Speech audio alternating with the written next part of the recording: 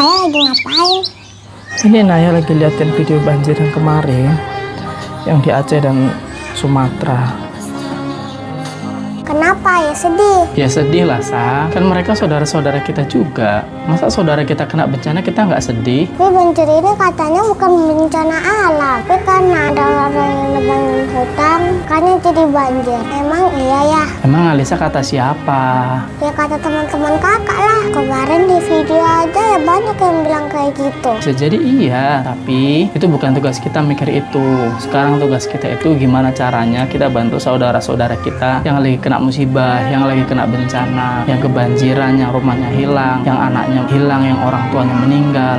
Itu yang perlu kita pikirkan, gimana caranya kita bantu meringankan beban-beban mereka. Jadi nggak perlu kita mikirin hal-hal yang ini salah siapa, ini salah siapa.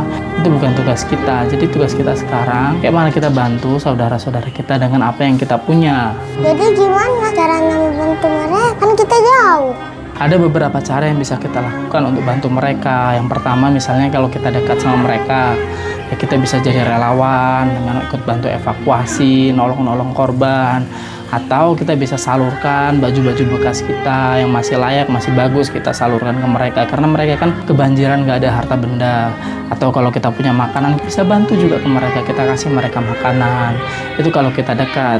Ya kalau kita jauh seperti sekarang ini, ya kita bisa bantu dengan dana, kita bisa sumbang mereka. Dan jangan lupa kita juga bantu doa supaya mereka yang lagi diberi musibah, mereka diberi kekuatan, mereka diberi ketabahan, mereka bisa bangkit lagi dari derita yang mereka alami sekarang. Kayak gitu. Terus kita kirim uangnya kemana? Kan kita nggak kenal sama mereka. Kita bisa salurkan bantuan kita melalui lembaga-lembaga penggalang dana untuk bencana. Nah, contohnya misalnya ada BMH. Itu kan sering tuh BMH galang-galang dana untuk bantuan bencana. Nah, kita bisa tuh salurkan dana kita ke mereka.